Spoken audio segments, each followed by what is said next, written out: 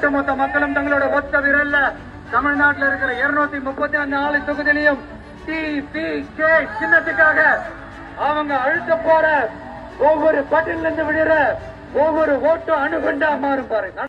கும்பகோணம் தொகுதியில் நடிகர் விஜயின் நேரடி வருகை இல்லாமலேயே நவீன ஹாலோகிராஃபிக் தொழில்நுட்பத்தை பயன்படுத்தி மேற்கொள்ளப்பட்ட தேர்தல் பிரச்சாரம் பெரும் கவனத்தை பெற்றுள்ளது.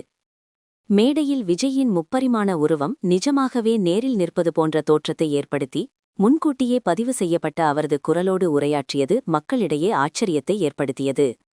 தமிழக அரசியல் இது ஒரு புதிய மைல்கல்லாக பார்க்கப்படுகிறது. ஏனெனில் தலைவர் ஓரிடத்தில் இருந்து கொண்டே பல இடங்களுக்கு தனது டிஜிட்டல் பிம்பத்தை அனுப்பி பேச வைப்பதன் மூலம் நேரமும் உழைப்பும் மிச்சமாகின்றன. ரசிகர்களும் பொதுமக்களும் தங்களுக்கு பிடித்தமான தலைவரை நேரில் காண்பது போன்ற உணர்வை பெற்றதால் இந்த தொழில்நுட்ப பிரச்சாரம் மிகுந்த வரவேற்பை பெற்றது.